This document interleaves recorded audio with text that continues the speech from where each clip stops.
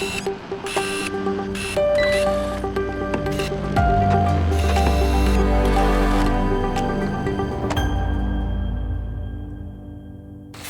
right. Well, thanks for joining. We have another DirectConnect today. A couple return guests, victims, however you want to look at it. Scott Walker, Sandra Stibbards. We're also joined by Carlos Francisco today, who I had the pleasure of hearing present at an investigations community meeting at ASIS about surveillance, which kind of kicked this whole thing off of. I've had a lot of fun doing surveillance detection, doing some surveillance back in the military, but it's always an interesting topic because I think a lot of people watch movies or shows and they think they know what it is. Whenever I hear surveillance, I always go back to Beverly Hills Cop with the banana in the tailpipe scene. Yes. Turns out I haven't done an op like that. But with that, I kind of turn it over to each of you, kind of a bit of background, introduction. How'd you get into this? I think for a lot of people, that's kind of an interesting piece by itself. Well, in my world, I'm a financial fraud and crimes investigator that does private sector counterintelligence, competitive intelligence, brand protection on counterfeiting investigations, business espionage. So you can tell everything in my world is intel. And I also do open source intelligence trainings around the world and do a lot of presentations. When surveillance comes into my world, I'm actually not the one doing surveillance, but I do assist with those people that are conducting them. And I usually can manage them and I help them when they're in the field. They'll contact me with the needs of whatever it is they're doing. So I'll give you a little bit of a few stories and information once we get into it. But that's me in a nutshell.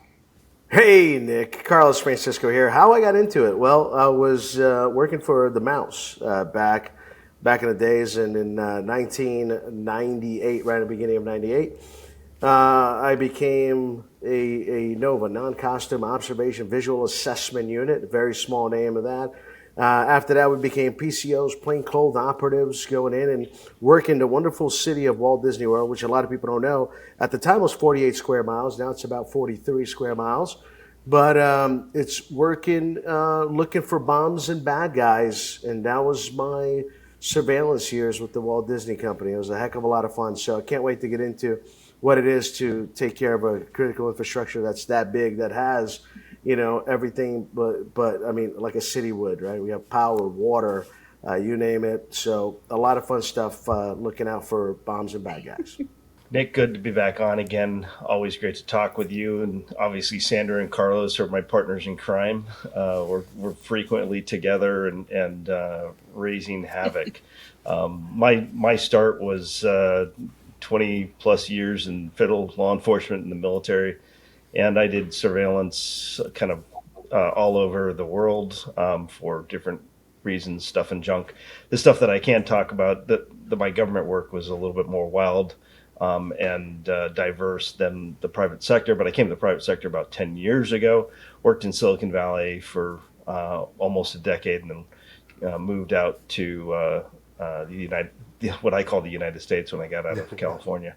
So I've been working as a private investigator and a corporate investigations leader ever since. And I work for an international company. And that has taken me to different parts of the world to do surveillance. So when this topic came up at your request, I was like, no one better to get in the room than us three and chop this up. But you're right. We did, Carlos and I did present at the ASIS investigations community meeting. And I think it was pretty unique because my perspective and then Carlos's perspective, totally different, completely different approach. And Carlos's perspective, by the way, if I can steal your thunder a little bit, Carlos is way more in depth about selecting, the right people, the right candidates to do these surveillance jobs. In federal law enforcement, it was part of our academy and everybody went through it and everybody just did it. And some are better than others and some should not be doing it. But with that said, I'd love to see where we can take this. Well, thanks everyone. It's great to have you all. I have a little bit of background, just enough to be dangerous, which for those who've heard DirectConnect before, you've probably heard that. You might have even heard me call myself kind of the country doctor of SIP or of security. Now I'm SIP too, but that the critical infrastructure. I know enough to know when to be dangerous. More importantly, I know when to call experts. And kind of the doctor piece, like I can set a bone. Beyond that, you might get a leech. I don't know. You might get your leg cut off. We'll see. That's where I always go to the experts. With that in mind, I think there's a lot of folks who are in that kind of the jack of all trades. If you're a security manager up to a CSO even, but within that, there's a certain amount that we have to take on. Just as kind of this is the weight in piece. When you start to get into that, what kind of surveillance would be okay for kind of that generalist jack of all trades, but not necessarily an expert? Or if it's easier, what should they not do? I think we can spend a lot of time talking about that. Don't put a tracker on a vehicle. What about an AirTag? Yeah, don't track a vehicle anyway, anyhow. Yeah, that's my contribution. Well, I feel like there's a good story that we might need to cover in Orlando there. Yeah, I was gonna. Well, can we maybe talk about like what kind of people should be doing this first? Because There you go. this is stuff for everybody, man. That's the funny thing about it. Scott and I usually get a kick of these executive protection folks that are kind of not supposed to really be in the scene, but they make themselves really like part of the scene by looking like they're bouncers while protecting somebody instead of just being cool, calm, and collected. Well, there's a lot of people that think that they can get into the, let's call it undercover business, to do surveillance, but they don't even know, like they don't have the patience for it or the perseverance, because it's like you got to be on that grind for a very long time. You got to be like a dog looking for that bone for a very long time, and it sucks. Nothing really happens for a very long time. You have to be super flexible, and then at the same time you have to maintain, like, be able to be alert. Like, you do want to talk about in any. I mean, it could be on the corporate side, like I did, or what Mr. Scott Walker did. Like, if you can't do that, but have always a positive attitude, there's always going to be positive outcomes. Things are going to happen. So there's a certain attention to detail. Like, there's a certain kind of human being. Like you want to be part of things. You want to ask a lot of questions, but you know when to do it. You don't want to be the show, because you're not never going to be the show. By the way, ever. Anyways, I think what people that want to get into this business have to think about a lot of those things. There's a lot of other traits that I think, attributes that I think are important to people to get in. But if you don't have that, probably not a good gig for you. And if you're doing the opposite or have the opposite of all the things I just mentioned, probably not a gig for you. I'll start there. How's that? I have my own take on it. I think that's a great I have point. my own take on it, just from coming from a completely different place than you guys, because you guys are all corporate in one way or another, or as Scott, was bringing up your military background as well, right? Your training academies and stuff. So you have people set up for it. Oh, by the way, we didn't talk about why I'm blurry. Your vision isn't bad. I'm just in stealth mode, or as Scott calls it, predator mode. So it's just because I'm an undercover investigator. Yes. So when it comes to surveillance, I am strictly in the private sector because I'm my own company. I'm a sole proprietor. And so I haven't ever been in the corporate world, but I work for corporations and I work for law firms. So when you start talking about who shouldn't be put in that position, a lot of people come to me because of my history of being an investigator for 32 years and knowing people around the world. They'll ask me, so, who can you recommend for surveillance? Whether the surveillance is because we have a threat like you guys might be dealing with in security, because there are a lot of times when we have to set up surveillance on somebody, they're worried they're going to come back and retaliate. Or a lot of, I don't really do domestic, but I do assist people in getting somebody for domestic surveillance. And Scott, you're right. I don't approve of the GPS trackers. I don't think it's a good idea. We need to have 2 or 3 people on those people instead. But the ones that I won't ever recommend are those that don't have a lot of experience, because it's really scary to me when I see these people that are, throwing up the shingle and saying, I'm a PI and I do surveillance, and then they start charging $50 an hour and they don't know what they're doing. They automatically get burned, or, they don't know how to handle themselves in the field. So I will not recommend anybody that hasn't been doing it for, minimum 15 years, but it's usually 20 to 25, because then I know that it's going to get done properly. They're going to have the right team if you need more than just one person, and so forth. So I think in my world, being separate from all the corporate stuff, it's very important for us to know the right people with the background that's done a lot of it and dealt with all the different situations. Sandra, I think you jumped into something I want to poke at a little bit. Again, just thinking back to my prior position where I was the head of security, and why don't you guys go run surveillance? You said team. There's a lot more than just you send one person out in a unmarked vehicle or to go hang out at the coffee shop. There's a lot more that goes into that. I don't know if you guys want to kind of chop that a little bit. that's exactly what I was going to pivot off of what Sandra was saying, hiring the right people or having the right people do it. Like what Carlos was suggesting, somebody who's going to, be able to blend and look the part and be attentive and be able to take mental notes and remember things. And surveillance is no longer done with the telephoto lens and the fedora. So, if you've got to do those things, great, good on you.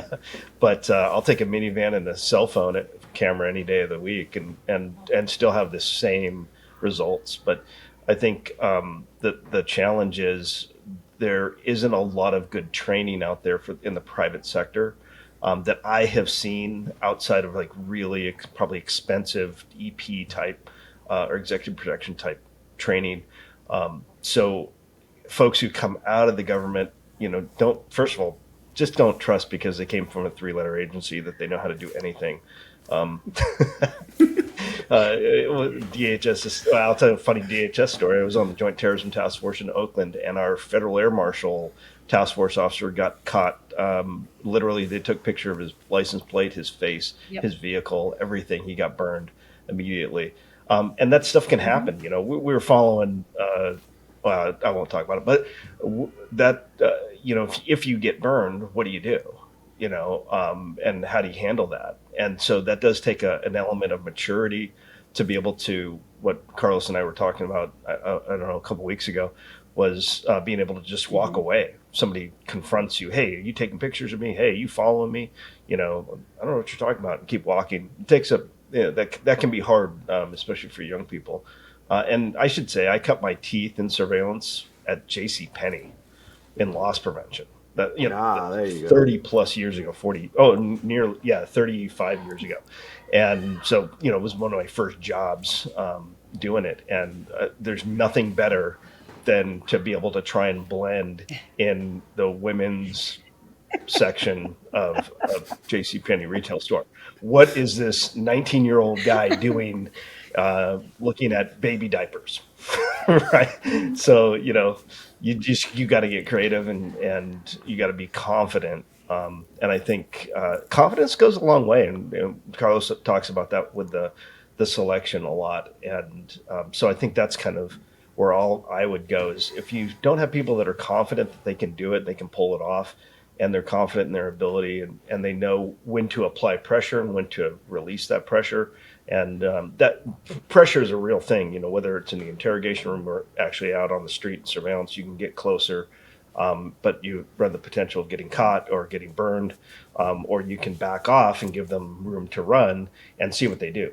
So you've got to have that kind of gauge, and that's more art than science in my experience. So it's more than just, hey, let's go out and do surveillance, because what do people do when they have to use something to get someplace? It's usually a car or a truck or a van, and you're using your personal vehicle. Well, if it's a small enough company and they know, hey, that's the head of security, that's his Corvette that he always drives around in. Wow, you're immediately going to get burned. So when I was a federal agent or when I was a military agent, we used to do this thing called the Mad Minute.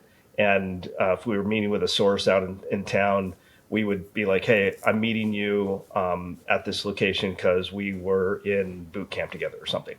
And we would do that because as special agents in the Air Force, everybody knew who we were. We were never undercover because we always did briefings. We're always in a coat and tie on a military base that looks funny. And so if we're out on town, we had to have a story of why we were there in case somebody walks up, the target walks up to us and is like, hey, I was at the first term airman briefing that you gave, and so I think that comes down to, do you really know what you're doing? And if kind of every eventuality happens, can you handle it? Up into including the target getting hurt or in a car accident. That's happened. I've seen it. Do you know what to do?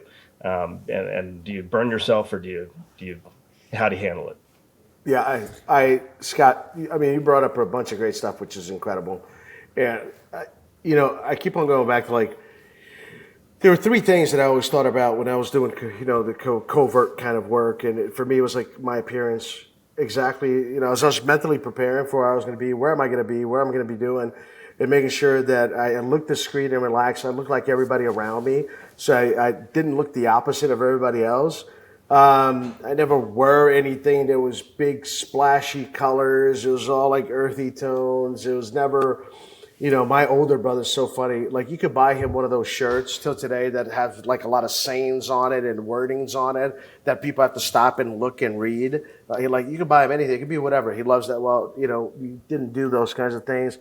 But you have to appear really casual and comfortable. It was like an ABC of things. So blending, how you focused on, do you look like the people that are there? And are you doing the same things that everybody around you is doing? And then the covertness piece of it, which is super important to me. Like, can you not make contact with somebody ever? And can you act as if you are, but not do it? If somebody comes to you and they talk to you, are you comfortable in your own self to have a storyline of who you are, what you do, where like all those things? Even in a corporate setting, now this ain't no CIA stuff Right. in Europe somewhere in some kind of theater of war, right? I'm just talking about corporate, big city stuff where the person that you're looking at is going to come to you and say, "Hey, what's going on? How are you?" And sometimes they just want somebody to talk to just so they can also be covert, thinking that they don't know who you are, right? Anyway, so a lot of these little things to think about if you're going to get into this kind of covert world. It's a special one for cool people like Scott. I like bringing in contractors too, if you can help it. Don't have your internal team do it if you can, because a lot of companies, they have the picture in your global outlook. So the whole security team has the email, and their picture might be associated with that. And literally anybody in the company can go do that. So it could be tricky to just say, "Hey, I'm going to have our investigator run out and go do something." Better to reach out to somebody like Sandra, have her use her resources and find a good contractor who, and Sandra was saying this earlier, started to steal your thunder a little bit, but you're going to find somebody who and trust, and they're going to get the job done. They're in the area, they know the location, because nothing's harder than doing surveillance in some place you've never ever been. And I've done that more than I care to admit, and it's never easy. And you want to be on the winning side of a surveillance. You never want to be on the losing side, which losing side means you got burned. So that's a good point about bringing contractors. What kind of engagements or when do you pull in a contractor? How does that typically unfold from, let's give an example of things that came to me as a security manager. I'd have a supervisor, HR, come in and say, "Hey, I have a concern about X, employee time, something's missing from an area." At what point would you say you take that kind of out of that back to that analogy, the country doctor, and get the experts in there? Yeah, I think if it smells like an investigation, it's probably got to start there, and opening or appropriately engaging an investigation. And then it just comes down to resources. If you have an organization, I'm real fortunate to be in an organization that supports having our own investigations team. And so it's my team that would handle those kinds of situations, and then it's a judgment call for me and my experience, and I'm going to say, okay, this location is very unique, very specific. I want to have a local, I want to have somebody who actually can blend in and knows what they're doing, and that's where I start with wanting to engage out somebody external, and then it comes down to like what everything with a contractor does. Do we have anybody in our suite of vendors that we can rely on? And I've had that conversation, and oftentimes, by the way, something to think about when you're engaging contractors is if you're sending them far away from where they are, you're going to be paying more for that. So that's where having several different vendors in your package can help identify maybe there's somebody closer, maybe there's somebody who's got a better rate. Don't try and nickel and dime contractors. You never win on the investigation side. You never win. You're paying, Sandra mentioned $50 an hour. That's the market rate for surveillance rather, depending on where you're at in the world, for the most part. So I think if you said, we can't afford that, we need something cheaper, $25 an hour. Well, you're probably going to get somebody who works as a security guard, a part-time does investigations, and you don't necessarily want that. Well, to feed off of what you were just saying, Scott, because, in my world, being, again, private sector only and a consultant on my own, $50 an hour is not going to even be close to getting a good field investigator. Okay, so the people that I deal with, if you want it done right, you want to get what you pay for, you're going to be generally paying minimum starting point of $125 an hour. I'm based out of Southern California, but that's pretty much the going rate with anybody I deal with as a minimum starting point. Some are much more, and that's throughout the country. And that's because you're paying for those years. You're paying for that experience. All the things you were covering was so accurate. You have to have somebody that knows the area, like you were saying, and that's the other reason you're paying a higher price. So if I ever had somebody that referred someone to me for the field and they said they were $50 an hour, I'd say thanks, but no thanks. I really would. I wouldn't want I just know what I'm getting for that. So without saying anything, too negative, but yeah, you're right. If you're paying a low price, you probably are getting a guard that thinks they can do field work and notice things. As far as, I do my own surveillance in a way due to competitive intelligence and counterintelligence. So although I'm not following people, being able to blend in, because I will infiltrate events and infiltrate buildings and business espionage investigations, I will do that as well. So it's a concept of surveillance and coming in and seeing my surroundings, knowing everything so I can report back all the vulnerabilities, but blending in. You said that, and I want to feed off of that, because you have to be able to blend in no matter what kind of surveillance and where you're going. If you're going to be going into, this high-end corporate building and you're coming in as a delivery person, you still want to look very clean cut and pristine, or do you want to look like the person that's in the suit or the outfit that's going to blend? Depends on how you're going in. But when you're out in the car and you're going in the field, yeah, you have to be able to blend in the neighborhood. If you're going into Compton, I'm not going to blend. It's not going to work. You know what I'm saying? I'm going into rough hood. I can't go do that. So I have to make sure I have the right people. Yeah, I know, right? Couldn't do it, but I could pull off most. I think that's a great thing from the surveillance detection that they always told us to look for was, and even in the military, we used to call it the absence of normal. Yeah. If something doesn't seem right, then it's not. That's exactly what we looked for in all my days with the Walt Disney companies. That everything was so normal. You would think people that came from all over the world would have their own culture, their own background, their own means of communicating and dealing with different things. You'd be amazed at how everybody in a Magic Kingdom park talks, and moves exactly the same way. And that's what we were taught. We were taught to look for what was not normal. And that was the key to behavioral assessment, basically, is what we were doing. We were looking for things that were out of the norm of an everyday, for example, for us, was a guest, right? And that's what we looked for. So everything, it's funny. Everybody walks at a certain speed in the park. If you're walking faster than that speed, we would look at you. If you're walking slower than that speed, we would look at you. Everybody would speak at a certain tone in the parks because it is loud. There's a lot of things going on. If you spoke higher than that, that's why senses. By the way, I'll throw another one over there. The capability of senses. If you don't have the capability of all 5 senses, and they're pretty good. Somebody told me this one time, you're going to suck doing undercover work because you need all your 5 senses at some point in time. And anyway, but obviously seeing, listening, and smelling are the top ones. Don't get me wrong. But anyways, I'll keep on throwing some kind of humor in there every once in a while. But having senses are extremely important for somebody that does this kind of gig. And if you don't have it, no good. I just threw everybody off. I'll jump right in on that if you want, because I'm an undercover investigator.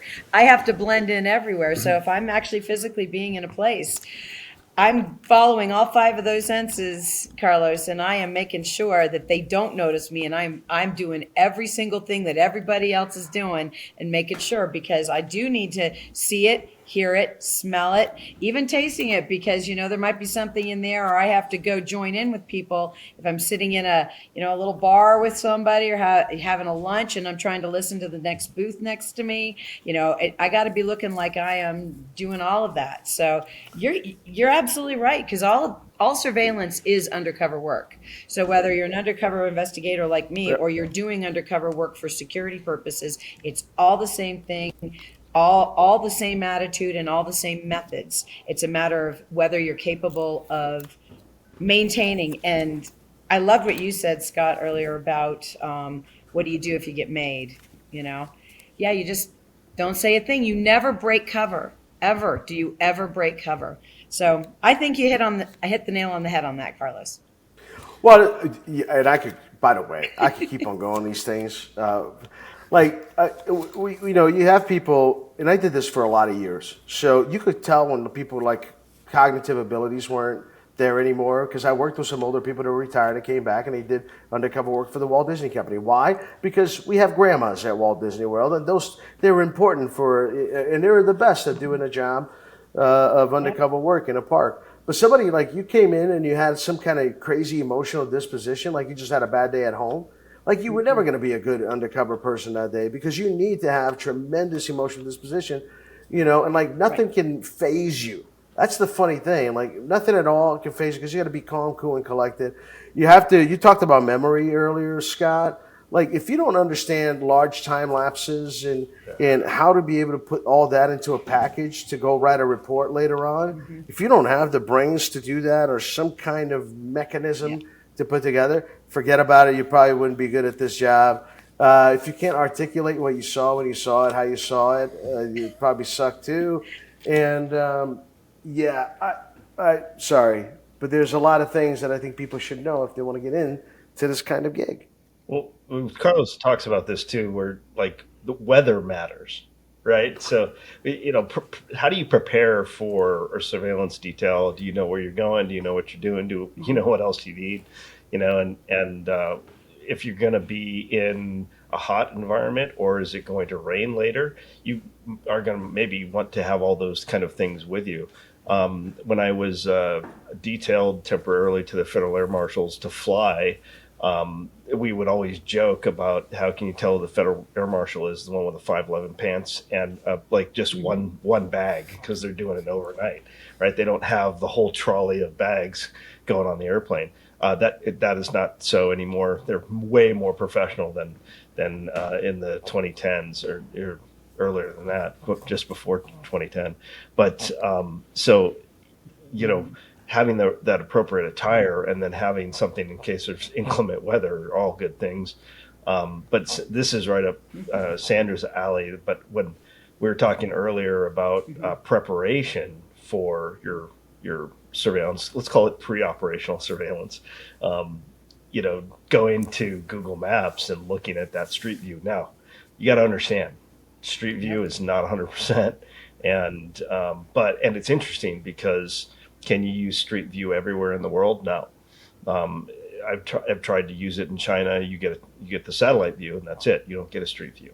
So are there other tools and things that Sandra's got a list of them, I know, of ones that you can use. But if you aren't using technology, well, and that's the thing, you got to use that internet. And, I have been out on surveillance and noticed something, and I'm grabbing my phone and looking things up.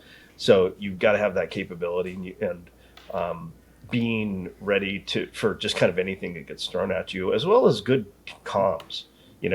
Have you figured out, especially if you're in, a multi-person surveillance, we have several surveillance agents, how do you communicate with each other? Does everybody have the little pigtail earpiece? Yeah. No, being on the same wavelength, man. You're talking about radio channels, right? Methodology, terminology of how you work in these things, the basic rules of how you're going to work together. If you believe that you were caught, right? How you walk away, and a secondary person automatically realizes that he's walking away, he doesn't feel comfortable. I'm filling in spot number 2, which is what we talked about, having 1, 2, 3 person surveillance operations, right? Dude, I'm gonna geek Well- out on this thing. well, I wish we you had know like what's 5 fun, hours to but- start breaking these things down. Well, it's fun what you're talking about, Carlos, because you're talking about if you're watching somebody, your target, and they're going to do a surveillance detection route, SDR, and they're doing what's called counter surveillance, not surveillance detection, but they're going to actually try and do something to notice you looking in a pane of glass and looking behind them. And to your point, nobody's got time to call on the radio and be like, "Hey, they're looking for you. Just keep walking by," or whatever. So you have to have that. You're really tied in with the other surveillance partners on how to do those things. Fun. I've seen it multiple times where bad guys will go down on a vehicle surveillance, mobile surveillance, and they'll go down either a one-way or an alley or a cul-de-sac, and they'll catch 2 or 3 surveillance vehicles right behind them. And what do people do? And it's like, oh, now you're stuck. And I had one where, fortunately, there were two partners in a vehicle together, and one dropped the other one off at a house, and he went up to the door, and the bad guy turned around and went out of the cul-de-sac. We call that doing a heat run. He was just looking for who's following me, Sure. And so, but you got to know, like, immediately you have to pivot. And when they called that out on the radio, then everybody just backed off. Everybody get perimeter set and get wider and get looser. Don't get too loose, but get loose enough that you don't get caught like that. So, having that knowledge and ability to communicate, and have you done all the right homework, I think, are things people don't think about. They think they can just go out and do surveillance. What I suggest is follow a family member, see if they notice you. You get maybe an elderly mom or dad that's going to go to the store. Okay, follow them in your car. See if they're like, "Hey, Junior, what are you doing following me around?" If they don't, good on you. No, they're not necessarily looking for it like a bad guy is, but that's one way to practice your skill. See if they notice you. I think that's a great point, because I don't know how many times it came in to my security team when I was at the utility. Oh, I'm going to go follow so-and-so to the grocery store or the coffee shop. Like, no, stop. Why?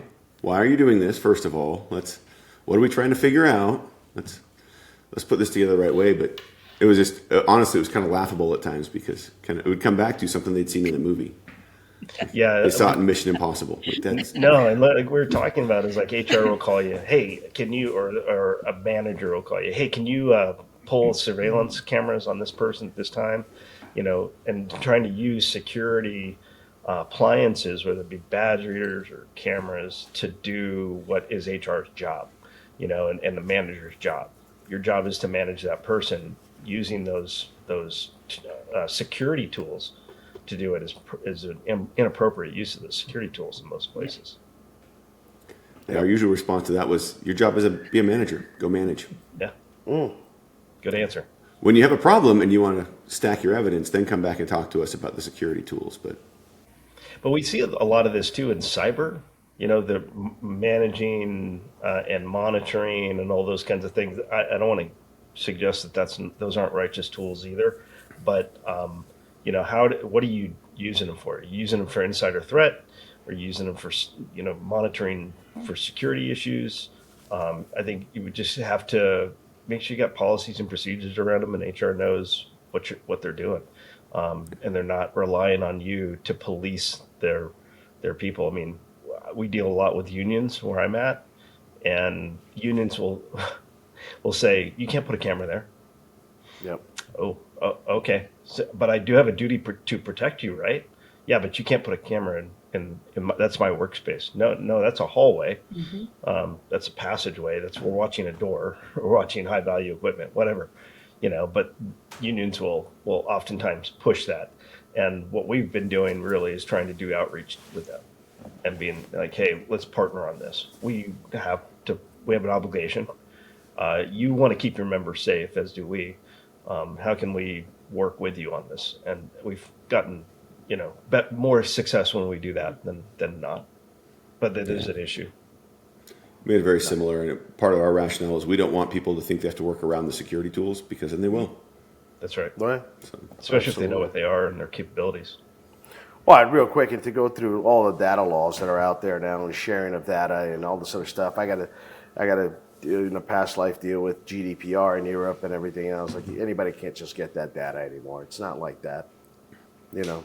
Especially if you're in Europe, like unless you're totally certified to even look at those cameras, you get in trouble. So no, it's a Well, I different just world today want for sure. to comment on that to make it a little more entertaining, if you don't Sure. mind. You're right. You have all your regulations and your rules, but Scott's been to my training before, and there are situations where you might be able to get access without doing anything wrong. And I'm just saying, because not everybody secures everything.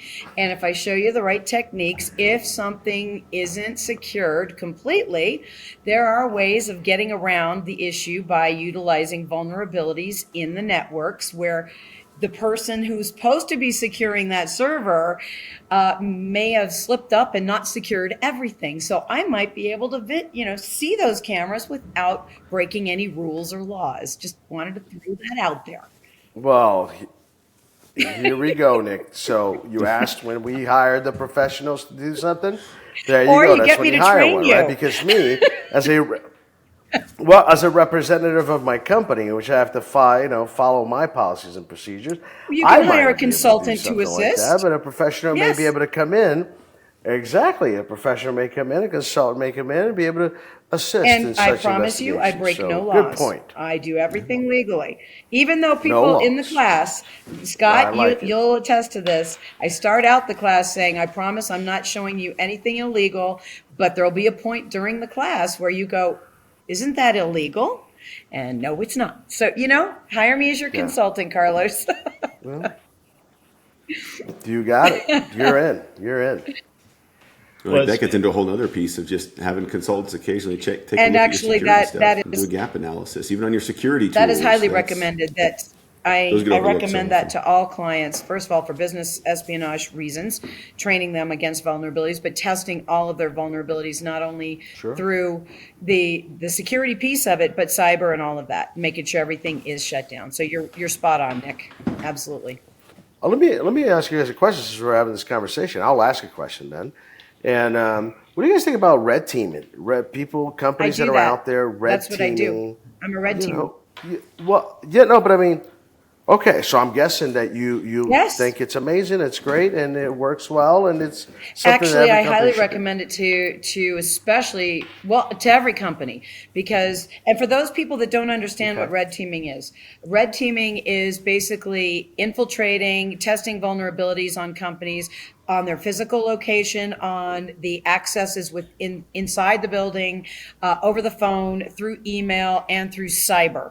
And what we're testing is we're attempting to get in to the building. I would physically show up and get myself into a building that's completely secure, walk around the building, stick my thumb drive into somebody's computer, sit right beside the conference room and record the entire board meeting.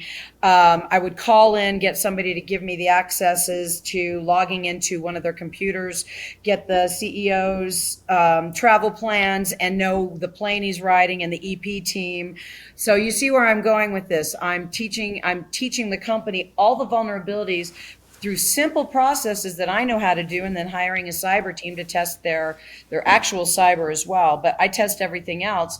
Once I do get in and show them all of their vulnerabilities that they haven't hidden, and this is all due to human element, it's all human element, I give them a rundown of all the vulnerabilities that need to be shut down.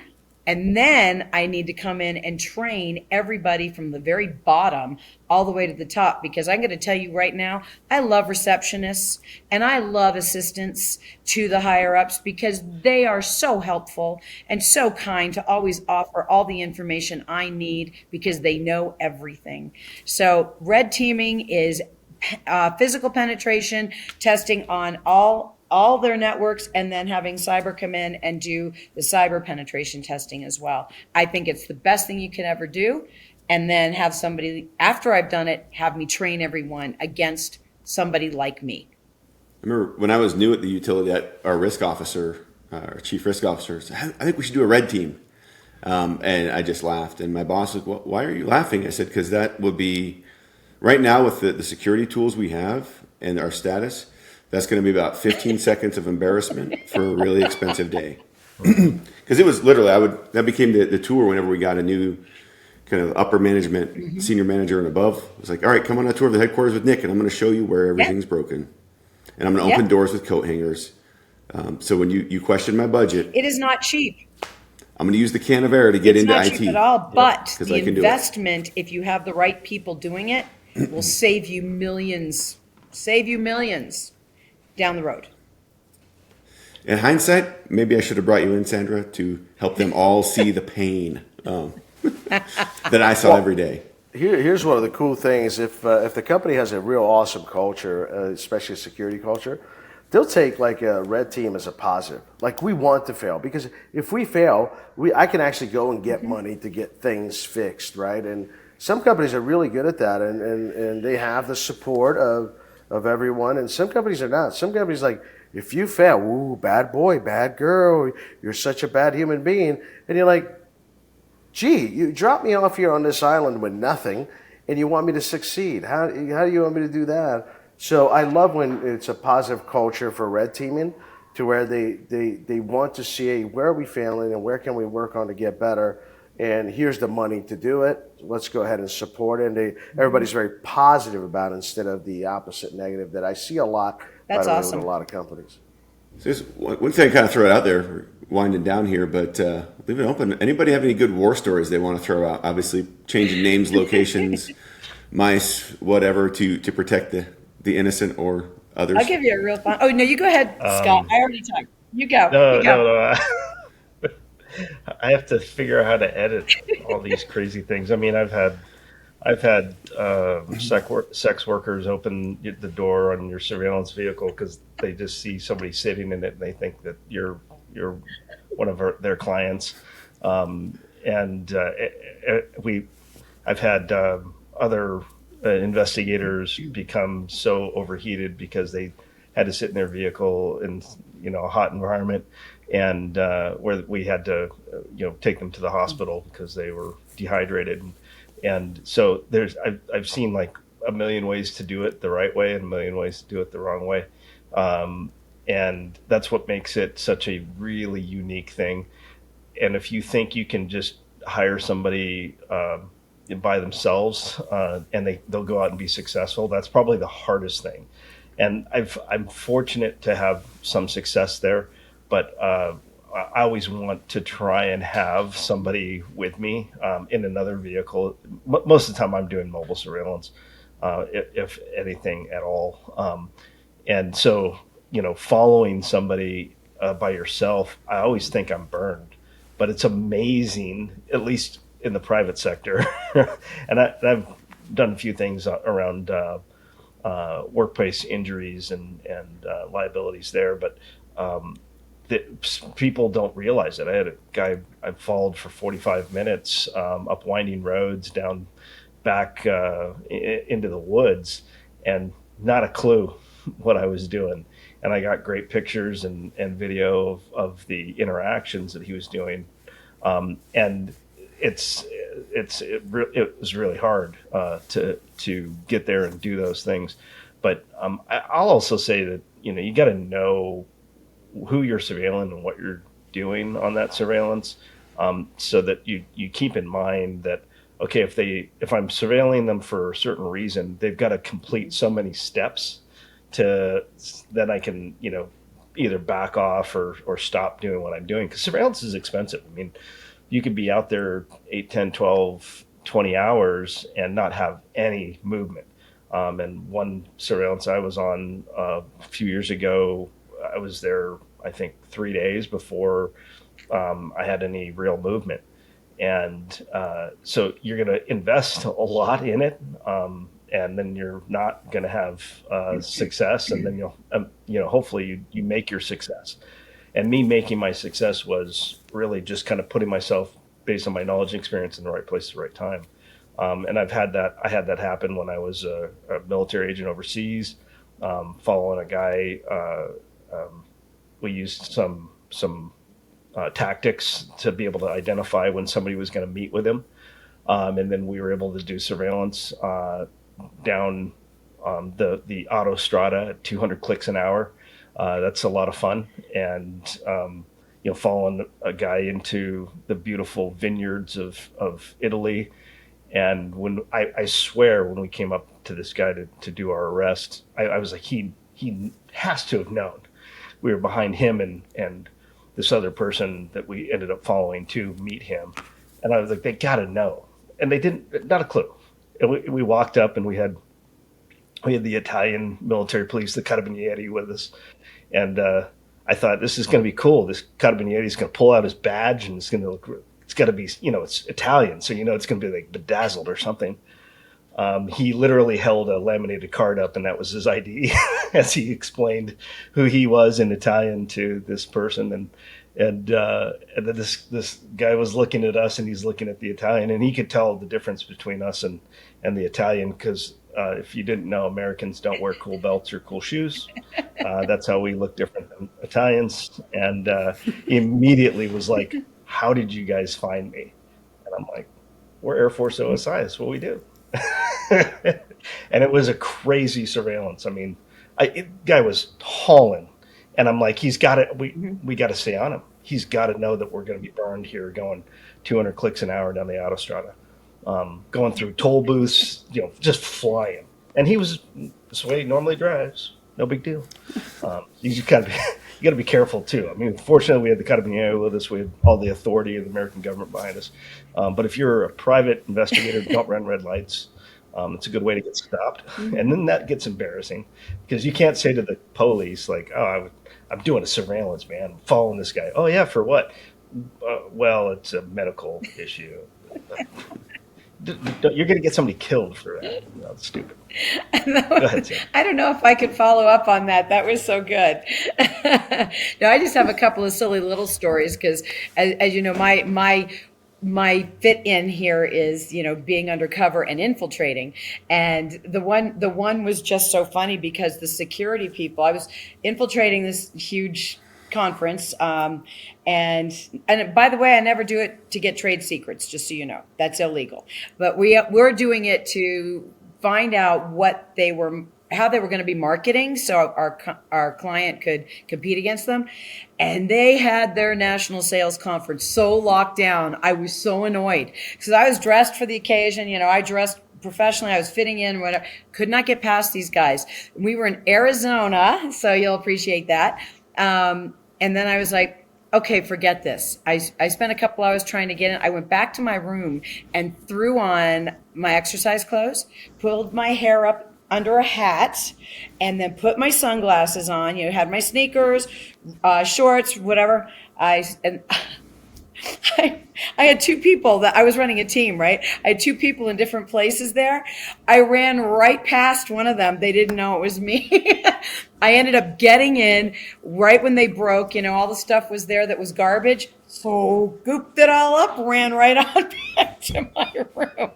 I mean, I had no problem getting in once I was just somebody there, running, doing my exercise for the day. The other one was so crazy because it was a medical device conference and of course didn't know what anybody was talking about, but their security was completely lax. There was nothing. I was able to walk that floor every day. I was there for 3 days, spent time hanging out with everybody, could not get what I was there for. Not at all. Get this, I'm leaving. I'm in my room. I'm all packed up. I'm about to leave. I call my client that hired me and said, because you know me, Scott, I'm type A. I was so mad. And he said, it is what it is. If you can't get it, you can't get it. I opened the door, and as I'm walking out, there's a room service tray in the hall. And they threw out every single binder that they got from the conference and left it on the room service tray, which means it's garbage. I brought my door up and picked up everything, brought it back in the room, called my client, said, you're not going to believe this. So we spent 3 days there getting nowhere. I'm leaving and I get it in the garbage on the room service tray. I mean, those two are the stories that really stick with me. When it was the easiest infiltration in the world, could get nothing. The hardest infiltration, changed the outfit. Like you guys said earlier, I blended, was just there for holiday, boom, got it all. Isn't that crazy? But those are two fun stories of mine, being undercover. trash runs are always fun because like somebody's got to put the trash in your vehicle, to get it out of there, or in your room, or bring it back to the office, and people would hate that. No, don't bring it to the office. So you're in the parking lot sorting through trash. We had somebody do that once years ago. They glad I brought don't the have to bag do into the office, we put a sheet down, and they dumped it all on the floor. Yeah, no. You will become Yes. very unpopular. Nice. Nick, I will tell you my stories, buddy, but I am not ready yet to ruin the magic for all of the wonderful folks that go to the place called Walt Disney World. Maybe one day I'll be able to tell. I mean, just imagine, everybody, it's a 43 square mile city where at any day and time you have 350 to 500,000 people that culminate in one place from all over the world, and they all come with different cultures, different backgrounds, different financial means, and there's a lot of stories to be told. One day I'll write a book about it, and probably right before I pass. And then that'll be good. But you think of what happens in a big city, the odds are that it happens in this big city. My takeaway from all of this is, from what you said, Carlos, is I need to be a little more cognizant of how I walk when I'm on mission to get a churro, because I stand out. And how many times have I been picked up by security when You are very tall. You're very tall. Yeah. Well, and when I need the churro, I'm walking. So you need to with send Rainbow. someone like me or Scott that's a lot smaller I'm than on you. mission. We're not noticeable. Yeah, you need to be like. By the way, if you're like somewhere in between a 5'7" to 5'10" as a guy, you're good. Yeah. You should be doing this kind of job. Anything past that, I don't know. Yeah. You stick out. I'm perfect Yeah, being that's not good. 5'4" because I can put on spike Awesome. heels and still blend, yet I can be short if I need to be. Oh, here's a cool group. Real quick, if you ever want to find out, a long time ago as a kid, I used to watch these DVDs, and the DVDs just come up with this FBI symbol that says anti-piracy team. Don't make copies of this. So I got to meet him. I actually was one of the directors of Super Bowl 50, and I got to actually meet the anti-piracy team because of shirts and everything else that's sold. And you got to see them working undercover. Yeah. They're pretty good, actually, the anti-piracy folks different. with the FBI. They're actually very good. So there you go. Give them some kudos. Awesome. Well, thanks for joining, everyone. Hope you guys always enjoyed the conversation. Look forward to hopefully catching up when we're in Orlando for GSX next month and see if we can get some more of the stories out. So This was fun. Thanks. all right, take care, everyone. Thank you. See ya. Thanks for having us. Bye. Your support drives us forward. Don't forget to subscribe and enable notifications, ensuring you never miss out on valuable insights. When it comes to safeguarding your business, Archer is your trusted partner. Explore our robust solutions at archerint.com. Get in touch with an email or phone call and fortify your company's defenses. We value your input. Share your thoughts, questions, or topics you'd like us to cover, and tune in every other Wednesday for a brand new episode of Direct Connect.